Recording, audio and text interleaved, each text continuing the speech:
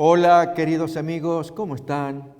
Deseamos que Dios esté con todos ustedes y queremos darles así la bienvenida a una emisión de Jehová, Justicia Nuestra. Esta serie que deseamos proyectar con el propósito de conocer más al Señor Jesús. Conocer también sobre su salvación que se obtiene solamente por gracia, por su amor, conociéndolo a Él y que luego producirá obediencia. Queremos decirles, amigos, que el propósito de esta serie es llenar un aspecto que aparece en los eventos finales.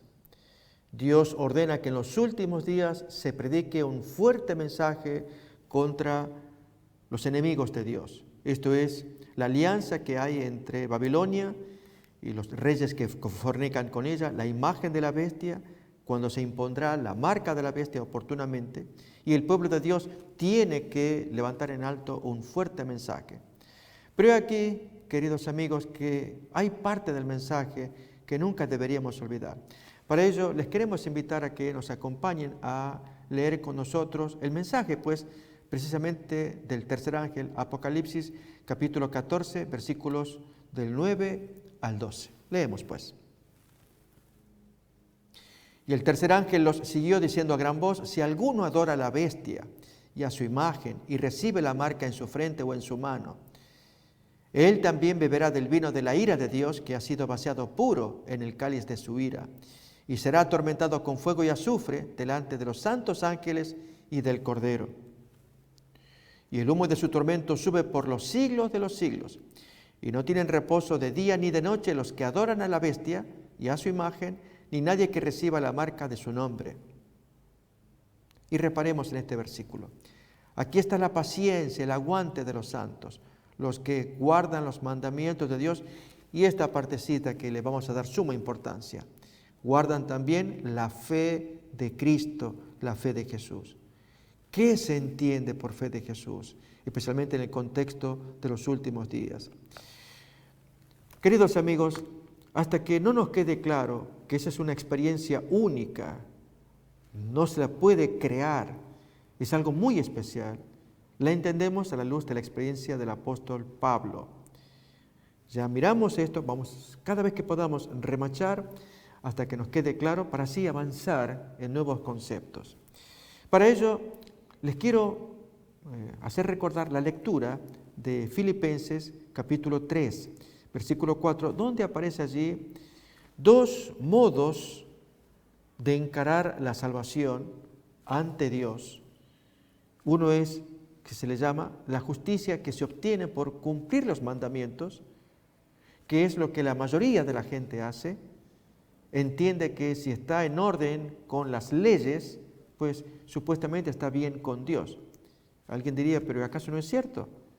¿Acaso a Dios no le agrada que cumplamos las leyes? Por supuesto, solamente que aquí hay un problema, y es que el hecho de cumplir las leyes, los requerimientos, los estatutos, mandamientos que Dios pone aquí, pone allá, no necesariamente significa que nos habilita para entrar al cielo. ¿Por qué? Porque hay algo más de fondo que necesita ser erradicado, y es nuestra naturaleza pecaminosa, que solamente podrá ser combatida cuando conocemos a una persona por la cual nuestra vida toda se altera para bien.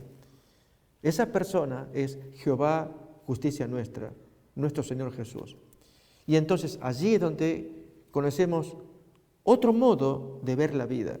Dijimos que la gente normalmente entiende que la salvación se obtiene obedeciendo los requerimientos de Dios, lo que se conoce como una justicia, una aprobación en base a la ley, a las obligaciones, a los cumplimientos. Pablo descubrió algo totalmente nuevo, una justicia, una aprobación de Dios que viene no por cumplir mandamientos como él solía hacerlo, sino por conocer a una persona.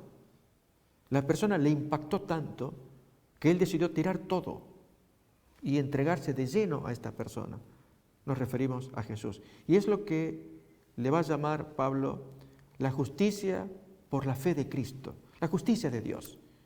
Si esto es en base a la ley, esta es en base a la fe, no tanto de creer en Jesús, sino qué pasó con este hombre, con la vida que él llevó, lo que él practicó, lo que enseñó, lo que vivió, cómo pagó la deuda que el hombre tenía para con Dios, resucitó, su obediencia, toda su historia. En cierta ocasión Jesús dijo, si ustedes no comen la carne del Hijo del Hombre y beben su sangre, no tienen vida. Mis queridos amigos, esa justicia, es un texto que hoy queremos examinar, solamente se obtiene cuando entramos en comunión, en relación con esta persona, Jesús. Así que voy a invitarles a que ustedes comparen los textos. Hoy vamos a avanzar. Son siempre temas sumamente apasionantes. Hablar de Jesús hace que el cuerpo, la mente se afloje para que se abra y vea un mundo nuevo. Ese mundo nuevo que Pablo lo vio, es al cual les invito a que ustedes me acompañen a verlo también, para que lo disfrutemos. Abrimos pues entonces el texto que encontramos en Filipenses capítulo 3, versículo 4 en adelante. Aunque yo también tengo de qué confiar en la carne. Si alguno piensa que tiene de qué confiar en la carne, yo más. Circuncidado al 8º día, tal como ordena la ley de Moisés, del linaje de Israel. Esto significa que proviene de las 12 tribus, a quienes Dios había prometido darles bendición como descendientes de Abraham. Dentro de las tribus, la perteneciente a Benjamín, hebreo de pura cepa. En cuanto a la ley, de las varias sectas que había en aquel tiempo, lo mejor, los fariseos eran mucho mejor que los saduceos. Los fariseos se ajustaban más al texto bíblico que los saduceos aristócratas y ricos, que más bien eran oportunistas, se valían de la religión para su provecho personal. En cuanto a celo, si quieren conocer mi historia, yo era perseguidor de la iglesia.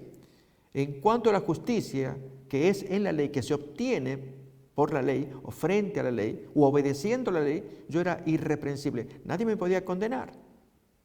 Noten, pareciera que ya tiene todo su pedigrí completo, su historial, que lo recomienda delante de Dios.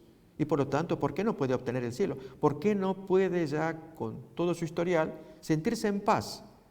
Delante de Dios ya estoy bien, cumplí con los mandamientos, le demostré a Dios que tengo celo, y allí persiguiendo a una secta herética, como eran los cristianos, dentro de las diferentes sectas religiosas judías, los esenios, los celotes, no, esa gente no, los saduceos menos, los fariseos eran recomendables, bien de pura cepa hebreo. En fin, ustedes vieron, queridos amigos, este historial, este pedigrí, digo yo.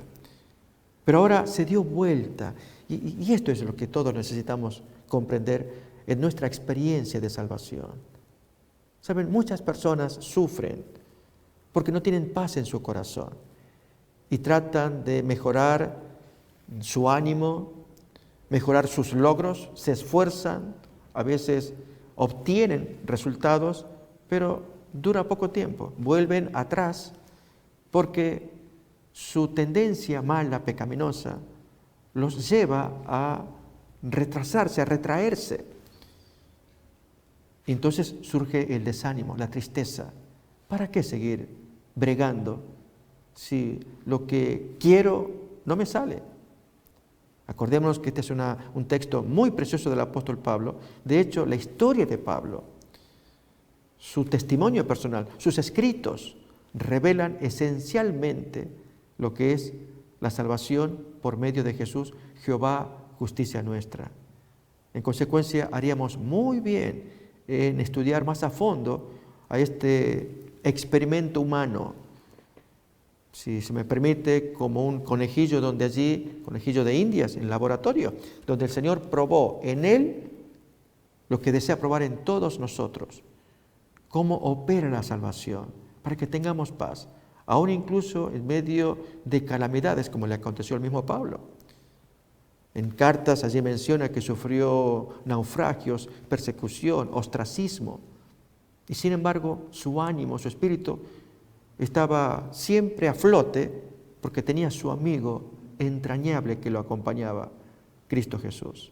Bien, con esta descripción que estamos escuchando de Pablo de su anterior vida judía, vamos ahora entonces a seguir leyendo el texto que corresponde ahora y es el versículo que sigue. Lo leemos pues, así seguimos aprendiendo del apóstol. Pero cuantas cosas eran para mí ganancia, las he estimado como pérdida por amor de Cristo. Y aquí, amigos, recuerden, son dos mundos. Y este mundo de Pablo, el segundo, es el que nos interesa, en que consiste la serie de nuestros temas de reflexión y estudio bíblico, para que tengamos una experiencia personal con Jesús, nuestro Salvador. Salvación por gracia, Jehová, justicia nuestra. Notemos acá que dice, por amor de Cristo, tiró todo abajo. Lo que era para él ganancia, ahora es pérdida. No solamente pérdida. En el siguiente versículo ahonda más el concepto. Y ciertamente aún estimo todas las cosas como pérdida por la excelencia del conocimiento de Cristo Jesús, mi Señor, por amor del cual lo he perdido todo y lo tengo por basura para ganar a Cristo. Noten, ya era pérdida, ahora es basura. No sirve. Pero Pablo, ¿cómo que no sirve? Había tanto conocimiento que tú traías. Tenías mucha experiencia, eras un líder. Tú dominabas muy bien la Biblia hebrea. Demostraste fuego, celo, persiguiendo esa secta herética que confundió a los judíos. Un maestro para enseñar contra la tendencia de los aristócratas saduceos, gente que usaba el poder para medrar, para progresar ellos. En cambio, tú enseñas Biblia. ¿Cómo puedes decir que eso es basura? Sí, mis queridos amigos, saben, cuando uno encuentra a Cristo, lo llena tanto, lo llena todo, que la vida se acomoda, comienza a modelarse de nuevo. Nuestros conceptos, nuestras aspiraciones, nuestras búsquedas. Bien, miremos cómo sigue el texto todavía. Y ser hallado en él no teniendo mi propia justicia, que es por la ley, sino la que es por la fe de Cristo. Noten la expresión fe de Cristo, fe de Jesús de Apocalipsis 14, 12. Bien, de aquí extraemos, mis queridos amigos, la esencia del concepto que el Señor quiere que prediquemos en los días finales como parte del mensaje del tercer ángel. Aquí está la paciencia de los santos, los que guardan los mandamientos de Dios. Y miren acá, y la fe de Cristo, que guardan, predican, viven la fe de Cristo. ¿Qué es eso? Al leer el versículo 9, miramos las dos justicias confrontadas. Leemos otra vez.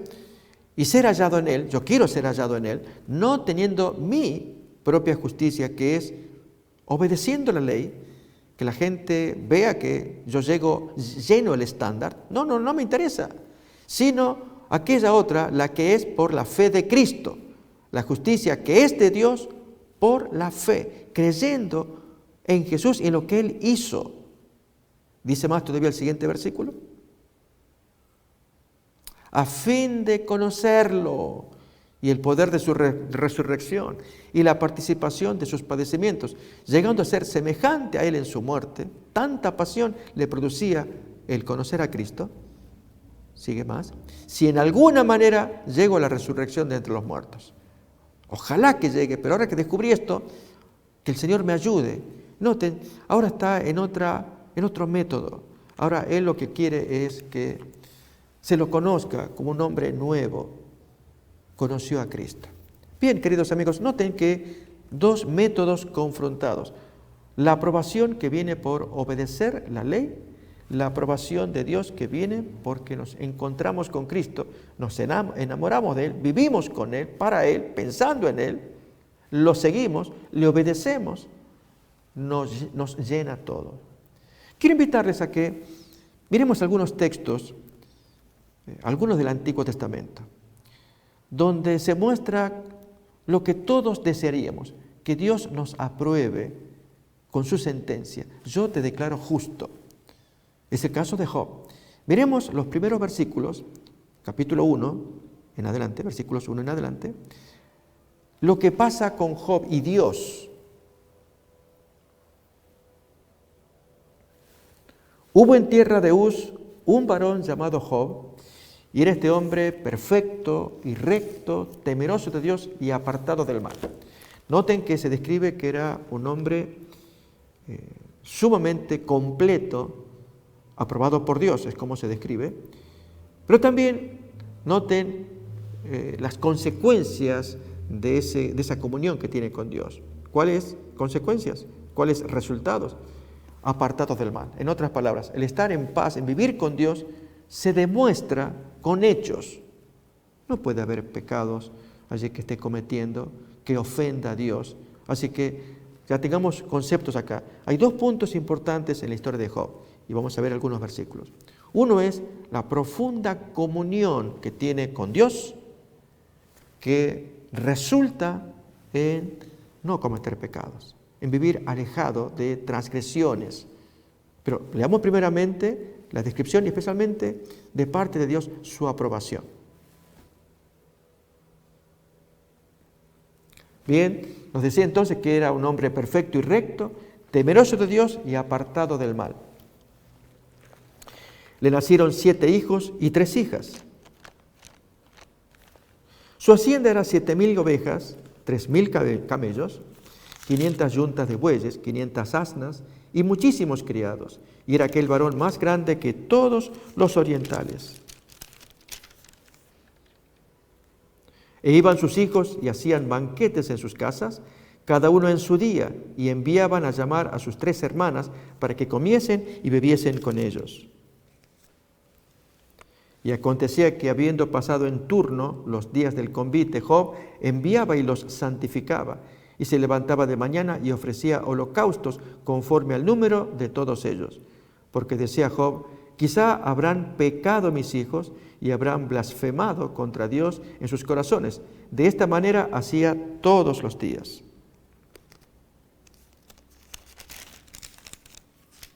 Un día vinieron a presentarse delante de Jehová los hijos de Dios, entre los cuales vino también Satanás. Y dijo Jehová a Satanás: ¿de dónde vienes? Respondiendo Satanás a Jehová le dice: vengo de rodear la tierra y de andar por ella. Y esta partecita, amigos, vamos a detenernos. Esta aprobación de parte de Dios, Él desde el cielo, sin saberlo Job en la tierra, da una sentencia que puede ser la más maravillosa, no puede, es la más maravillosa que oído mortal puede escuchar, que Dios le apruebe.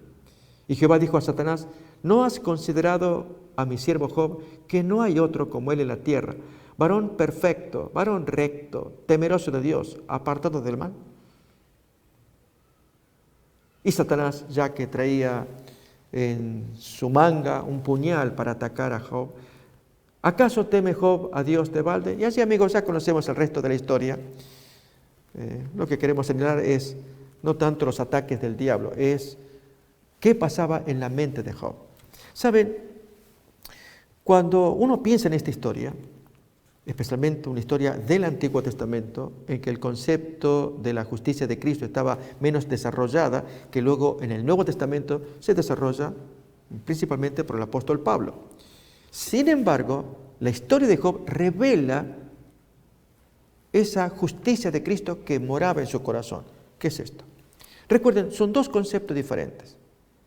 Yo quisiera invitarles a que, de los textos iniciales que hemos leído, especialmente del apóstol Pablo, la justicia, la aprobación. Recuerden, por justicia estamos diciendo que Dios le va a aprobar, lo hace justo, lo declara justo, digno de confianza. Dios dice: este individuo lo quiero que esté conmigo. Yo lo apruebo y él estará conmigo. Y cualquier hombre desearía que escuchar esas palabras, en lugar de palabras de condenación. Para ello, les invito a que miremos un texto que nos puede ayudar en Romanos, el capítulo 5, versículo 1. Miremoslo. Justificados pues por la fe, tenemos paz para con Dios por medio de nuestro Señor Jesucristo. Siguiente versículo. Por quien tenemos también entrada por la fe a esta gracia en la cual estamos firmes y nos gloriamos en la esperanza de la gloria de Dios. Noten que se nos dice que Allí la persona entra, está justificada. No hay más condenación para los que están en Cristo Jesús. Y sentir esa expresión, yo no te condeno. Jesús se expresó así ante la mujer pecadora. Recordémoslo, Juan capítulo 8, cuando se reúnen estos adustos fariseos para apedrearla, cuando le dicen, hemos encontrado a esta mujer en el acto mismo del adulterio. La ley de Moisés ordena apedrearla. ¿Tú qué dices? Recordemos el texto, porque quieren poner una trampa a Jesús, así según cuenta Juan capítulo 8. Si Jesús decía, apedréenla, según manda la ley de Moisés, ellos inmediatamente lo denunciaban ante los invasores romanos, de que Jesús promovía la muerte, el asesinato, pasando por alto las autoridades romanas. Si Jesús decía lo contrario, cometió pecado, es cierto que la ley de Moisés ordena matarla, pero si la pueden perdonar, entonces Jesús afloja el cumplimiento de la ley de Moisés. Noten que estaba como atrapado. Leámoslo. Les quiero invitar Juan capítulo 8, versículo 3 en adelante. Vamos a ver esta historia y una parte que es la que quiero señalar. Entonces los fariseos le dijeron, tú das testimonio acerca de ti mismo, tu testimonio no es verdadero. Juan capítulo 8, versículo 3. Noten que el texto nos dice que los escribas y fariseos trajeron a una mujer sorprendida en el acto mismo. La ponen en el medio y entonces lo que hemos escuchado hace un momento, que le piden a él que se defina para ver si la apedrean o no. Y entonces era una trampa en que ellos estaban buscando ponerla. Noten ustedes, ¿tú qué dices? Y entonces allí Jesús se pone a escribir. Nunca sabremos qué es lo que él escribió. Pero como insistieran en preguntarle, se enderezó y dice, y esta es la parte, amigos, que nos importa. El que de vosotros esté sin pecado, que sea el primero en arrojar la piedra contra ella. Es decir, la ley de Moisés ordena, cúmplanla con las manos limpias. Cumplan la ley de Moisés, pero tengan el corazón limpio. Y entonces sí, háganlo. ¿Qué dice el texto a continuación? Sigue escribiendo en tierra. Pero ellos al oír esto, acusados por su conciencia, salían uno a uno, comenzando desde los más viejos hasta los postreros, y quedó solo Jesús y la mujer que estaba en medio, avergonzados, acusados. Su conciencia les decía que eran tan pecadores como la mujer pecadora. Pero miren ahora esta expresión, amigos, de parte del Maestro. Enderezándose Jesús y no viendo a nadie sino a la mujer. Noten que si se enderece porque no los quería confrontar con su vista tan escrutadora, tan profunda, sino que ellos se den cuenta de que eran perversos y que se retiren. Mujer, ¿dónde están los que te acusaban? ¿Ninguno te condenó? ¿Qué pasó? Ella dice, no, ninguno, Señor. Ni yo te condeno. Vete, pero no peques más. No te condeno. Notan esa expresión, queridos amigos. Bien, en el caso de Job, cuando Dios está señalando allí que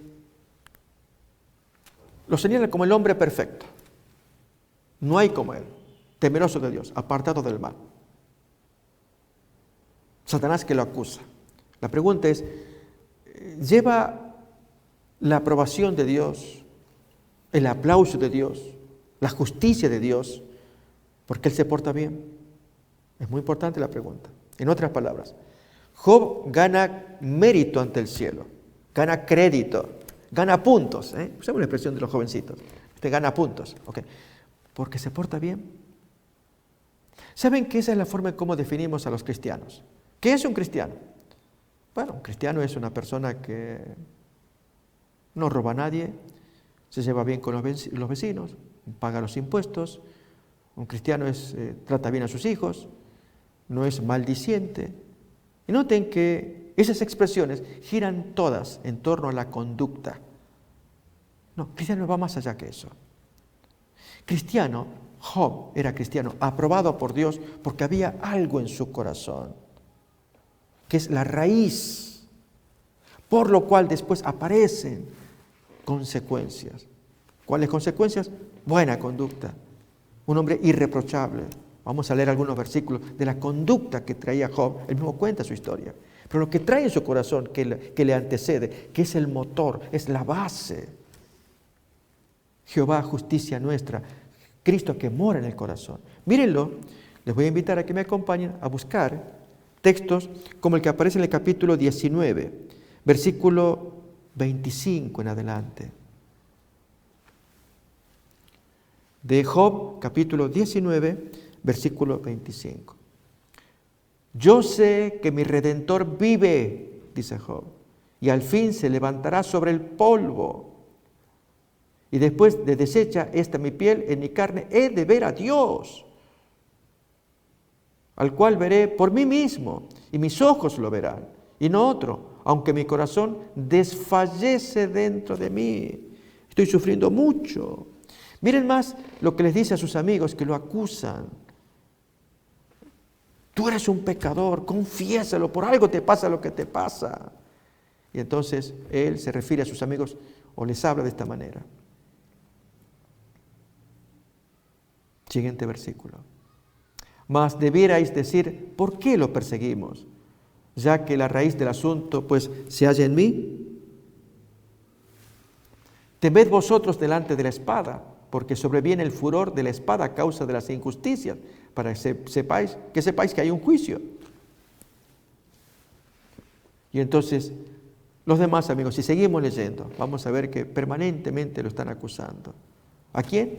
A un hombre que puso su confianza en Dios. Yo sé que mi Redentor vive. Y lo voy a ver. Aunque yo me deshago hoy, yo sé que lo puedo ver. ¿Saben? Eso revela que él tiene suma confianza en una persona. Él no se vale de las buenas obras. Dios, ¿y yo qué hice? ¿Saben? Mucha gente confía, recuerdan el apóstol Pablo, hemos leído Filipenses capítulo 3, que si fueran emplazados ante el juicio de Dios, y Dios pide que quiero que vengas, ven acá, quiero que me cuentes, yo estoy examinando tu libro, y mis amigos, si Dios nos emplazara a un juicio. Recuerden, hubo gente que fue llevada a juicio. El caso de Belsasar, de Daniel capítulo 5. Aquella noche fatídica para él de la orgía, de estar bebiendo vino en los vasos sagrados con sus 1000 allí generales, príncipes, prostitutas. Cuánta gente que había, y una mano misteriosa escribía allí en lo alto de la pared una sentencia mortal contra el rey Belsasar. Tú has sido pesado y has sido hallado falta. Era parte de la sentencia. Amigos, si ustedes y yo fuéramos emplazados ante el juicio de Dios, ¿cómo nos defenderíamos? No, Dios, escúchame, yo si hice algo malo, me estoy acordando ahora, si tú me estás pidiendo cuenta, bueno, yo quiero que sepas que aquella ocasión, lo que me pasó, porque lo hice así, y amigos, siempre estaremos moviéndonos sobre obras, no sobre una relación. En otras palabras, a Dios lo enfrentamos con un Cristo que mora en el corazón. Cuando Job dice estas palabras, yo sé que mi Redentor vive y sé que después de deshecha esta mi piel, lo podré ver a Dios, aunque ahora me estoy muriendo. Mi Redentor vive. Yo le pregunto a mi amigo y mi amiga que me está oyendo, ¿su Redentor vive? ¿Usted tiene su Redentor, su amigo personal? Esa fue la experiencia de Job, por lo cual después él tenía recta conducta. Mírenlo en Job capítulo 31, versículo 1.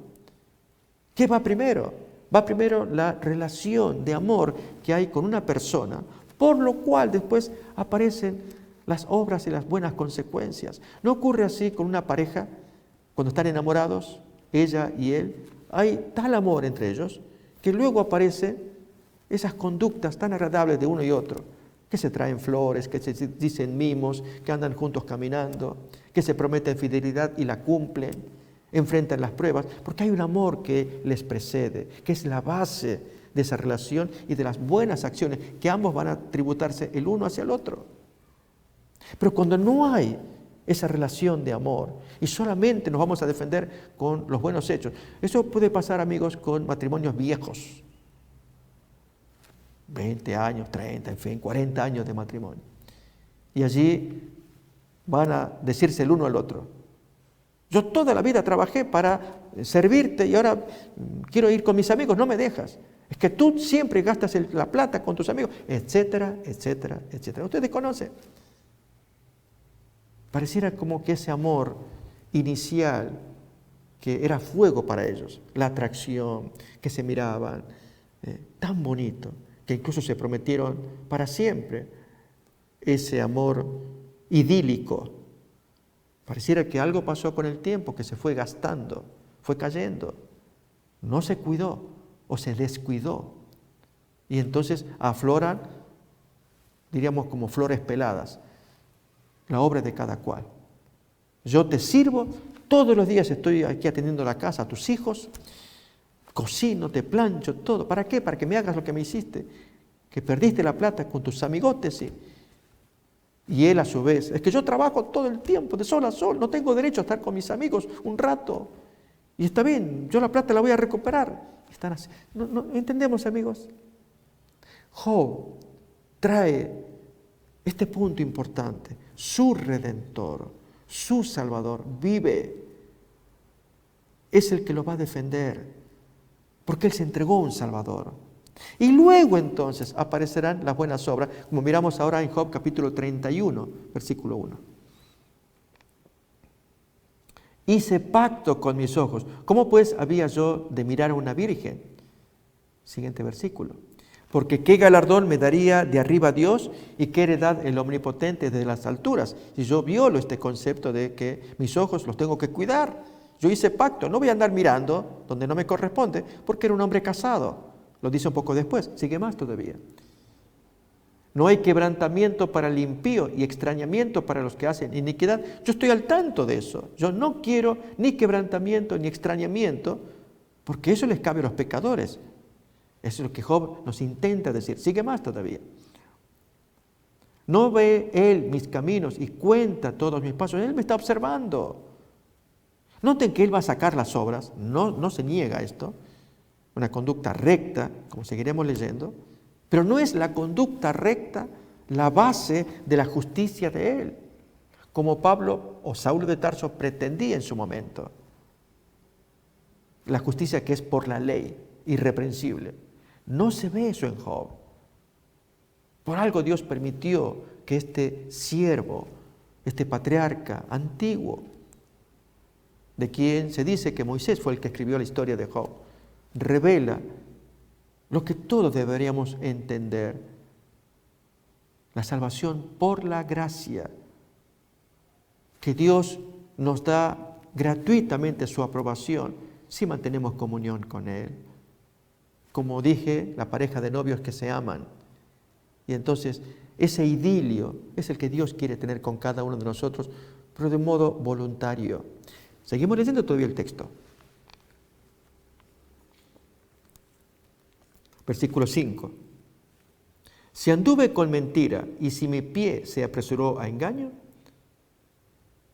péseme Dios en balanzas de justicia y conocerá mi integridad.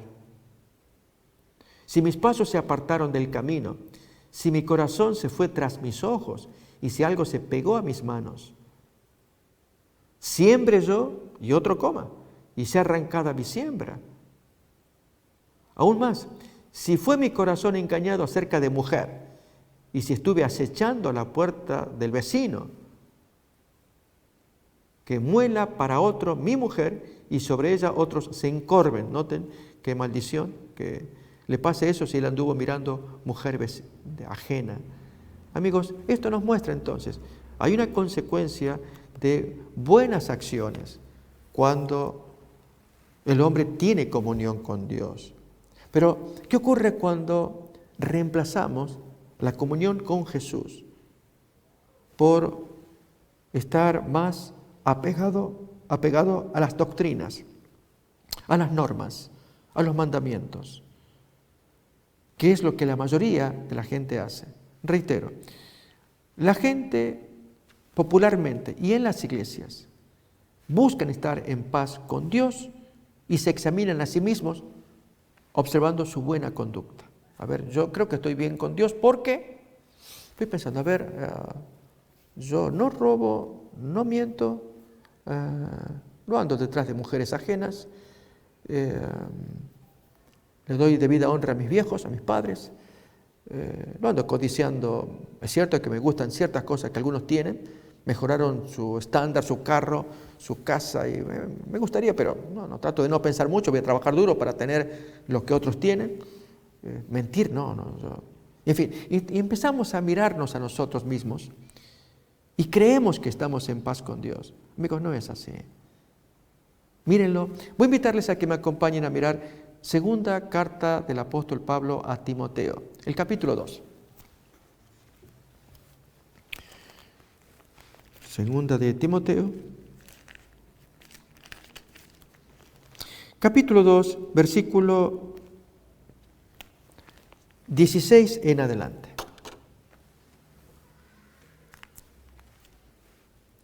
Evita profanas y vanas palabrerías, porque conducirán más y más a la impiedad. Su palabra carcomerá como lo hace la gangrena, de los cuales son Himeneo y Fileto, que se desviaron de la verdad diciendo que la resurrección ya se efectuó y trastornan la fe de algunos. Notemos que la fe de los oyentes de estos dos pastores, Himeneo y Fileto, la fe se trastornó, se perdió, porque ellos escucharon y creyeron en una nueva doctrina. En otras palabras, la fe estaba depositada en una doctrina. Amigos, tengamos mucho cuidado con esto. Hay hermanos que se sienten seguros con alguna doctrina dada y sienten que son fuertes, la han estudiado. Es el caso de algunos que van a defender la Trinidad, yo estoy seguro, y otros lo contrario. No, yo te voy a demostrar que la Trinidad es de origen pagano.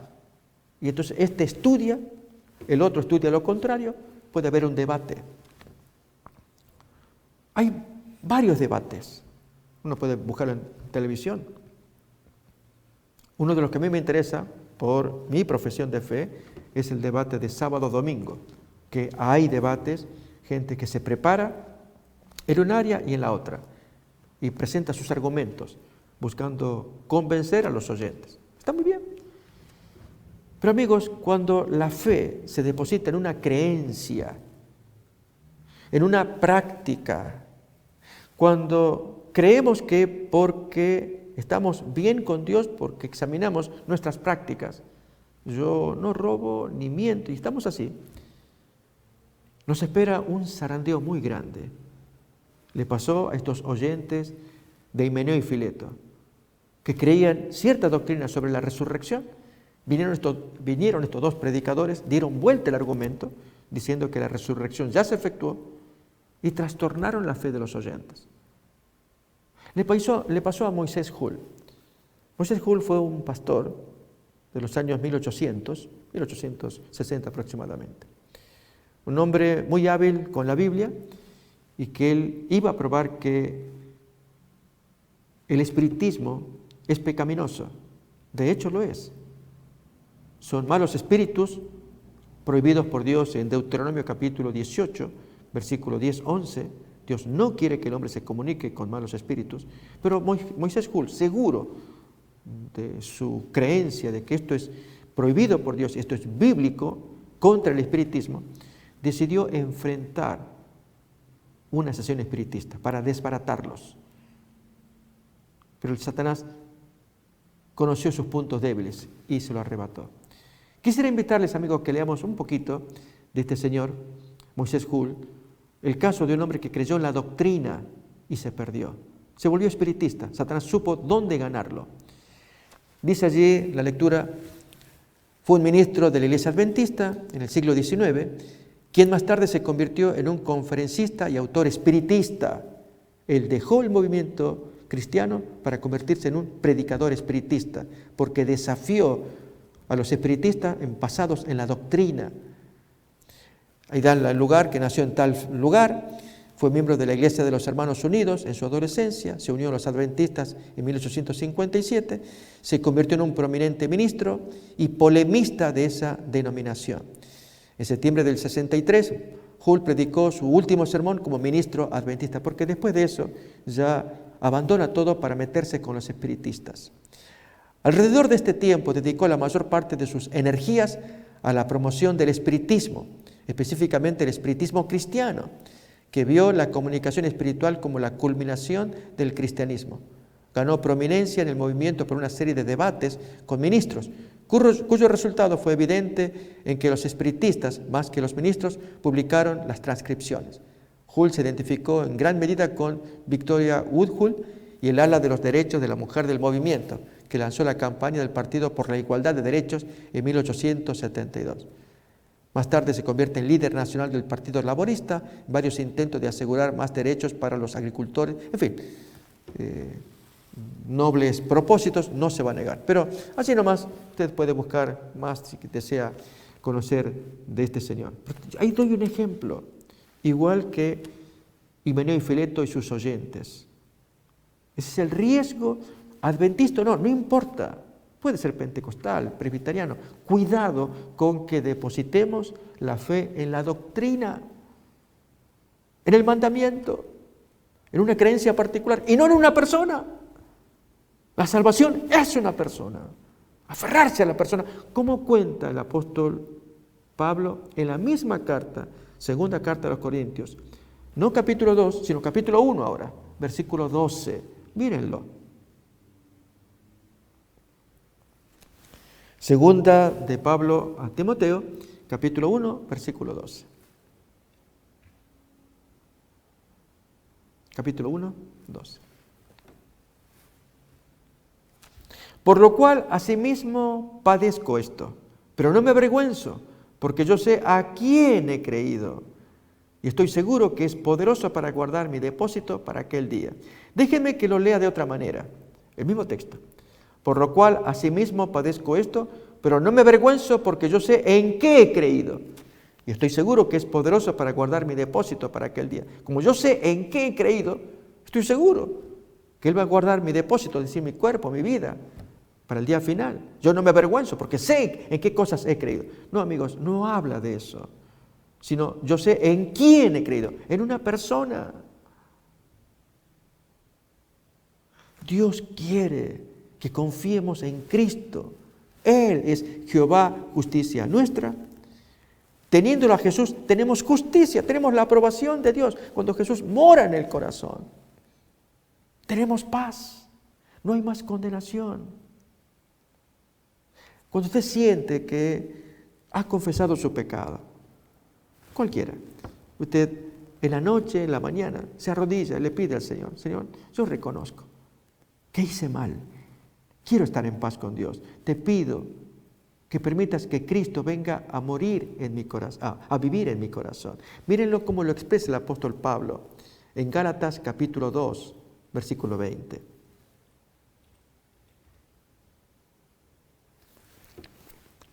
Con Cristo estoy juntamente crucificado, y ya no vivo yo, mas vive Cristo en mí.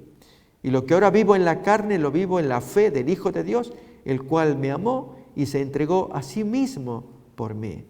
Notamos que es lo que nos está diciendo el Señor. Cristo vive en mí.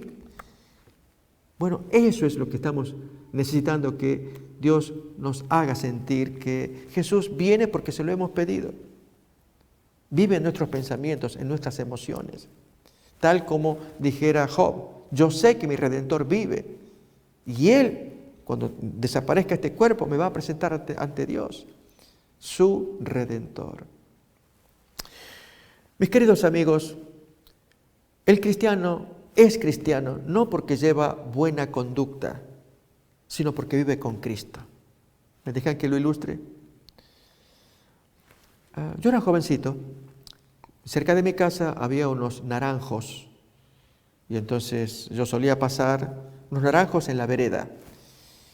Y entonces recuerdo unas muchachas, allí las hijas de la dueña de casa, Y yo le tenía deseo al naranjo porque era un naranjo dulce. El resto eran naranjos silvestres, pero este no.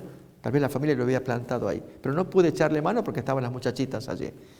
Y entonces yo pasaba a una cuadra más o menos, desde un extremo de mi casa hasta el otro extremo de la casa, casi al final de la calle. La pregunta que hago es, el naranjo, ¿por qué es naranjo? Si usted me dice el naranjo, bueno, es una planta que produce naranjas. Y entonces, si usted quiere naranjas ricas y dulces, usted sabe que están las silvestres. Usted quiere una naranja rica, ¿a dónde va a ir? Va a ir a una planta donde haya, ¿qué cosa? Naranjos. El naranjo es la planta que produce naranjas. Así también, un cristiano es cristiano que produce buenas obras porque es planta primero. Un manzano no puede producir naranjas. Una planta que tiene otra naturaleza no puede producir lo que algunos esperan que produzca. Miren cómo lo expresa el Maestro Jesús en San Mateo capítulo 7. San Mateo capítulo 7. Vamos a leer desde el versículo 15 en adelante. Vamos a observar algo. Guardaos de los falsos profetas que vienen a vosotros con vestidos de ovejas, pero por dentro son lobos rapaces. Noten acá, por sus frutos los conoceréis. ¿Acaso se recogen uvas dulces, ricas, de los espinos? ¿O higos ricos, dulces, de los abrojos? No. Así todo buen árbol produce buenos frutos, pero el árbol malo da frutos malos. No puede el buen árbol dar malos frutos. No puede el árbol malo producir buenos frutos. Todo árbol que no da buen fruto es cortado y echado en el fuego.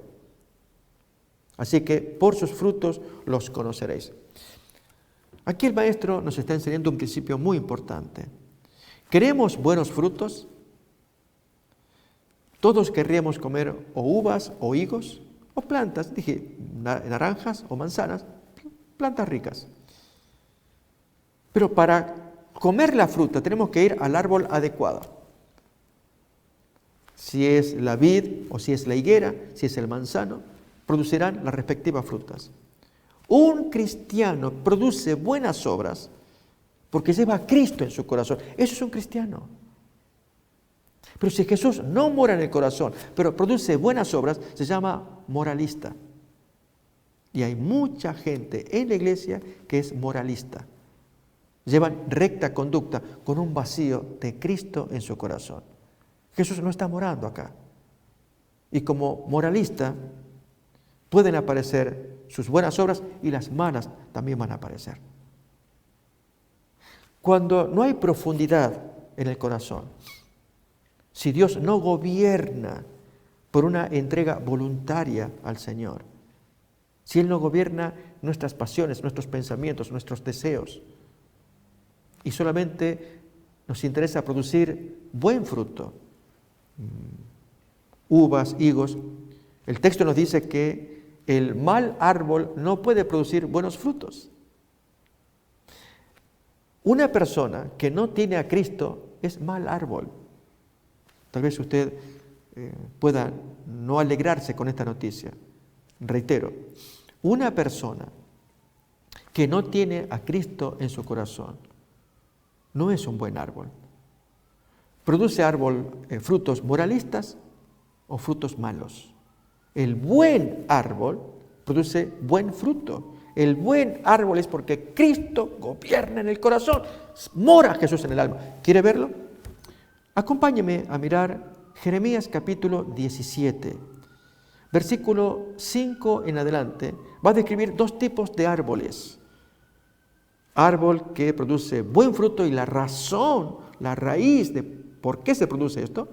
Y el otro árbol, lo que produce también y la razón. Y vamos a ver que solamente cuando Jesús mora en el alma, cuando usted abrió la fuente de su corazón, Le confesó al Señor Jesús su pecado personal. Le pide perdón al Maestro. Le pide que le dé un nuevo corazón. Se entrega y vive para Él. Piensa en Él. Come con Él. Sueña con Él. Duerme con Él. Como dijera el apóstol Pablo, lo tengo todo por basura con tal de ganarlo. Bien, leamos pues Jeremías capítulo 17, versículo 5 en adelante. Así ha dicho Jehová, maldito el varón que confía en el hombre y pone carne humana, por su brazo, y su corazón se aparta de Jehová. Será como, noten cómo compara a ese mal hombre, como la retama en el desierto. No verá cuando viene el bien, sino que morará en los sequedales en el desierto, en tierra despoblada y deshabitada. No tiene raíz, como veremos ahora en contraste con el siguiente versículo. Bendito el varón que confía en Jehová y cuya confianza es Jehová. Porque será como árbol plantado junto a las aguas, que junto a la corriente echará sus raíces y no verá cuando viene el calor, sino que su hoja estará verde y en el año de su sequía no se fatigará ni dejará de dar fruto. Amigos, contrastemos ambos ejemplos. En el caso del buen árbol, lo es porque tiene, dice allí, junto a las corrientes, recibe vida, echa raíces, y esa vida, esa corriente que entra en su interior, hace que la hoja esté siempre verde, aunque venga el calor del sol, lo aguanta, vienen tristezas, penurias, lo aguanta, porque hay vida, mora Dios en el corazón. Y además de remate, no deja de dar fruto, permanentemente da fruto. Mientras que el árbol malo que estábamos leyendo, ¿vieron la característica? Es como retama, como esos arbustos secos que el viento los lleva a todas partes y a ningún lugar. No hay raíz. El viento de pasiones lo mueve. Termina en el desierto, en sequedales. Bien, ese es el hombre que no tiene raíz cuando Jesús no mora en su corazón. Mis queridos amigos, en este tema que estamos abordando, Jehová, justicia nuestra, estamos invitándole a usted, que usted también conozca por experiencia, abriendo su corazón, pidiendo que Jesús gobierne su alma, usted le entregue su corazón para obedecer los mandamientos. Los mandamientos vendrán, ya llegará su turno. Antes la experiencia de encontrarse con su Salvador, su Redentor, como dijera Job. De modo que Dios le perdone su pecado, le dé un nuevo corazón. Y usted sienta que Dios lo hace todo nuevo para su bien. La pregunta que le hago es, ¿usted lo aceptaría? Ese es el propósito de estas lecciones que tenemos de Jehová, justicia nuestra. Usted tiene a Jesús en su corazón, usted tiene la justicia de Dios, la aprobación de Dios. No tiene nada que temer. ¿Para qué preocuparse? Lo tiene todo. O sea, luego Dios le indicará qué hacer aquí, qué hacer allá, moverse para la izquierda, para la derecha, hacer sus buenas acciones. Ya llegará eventualmente. Pero antes, la raíz, Cristo morando en el interior de su alma.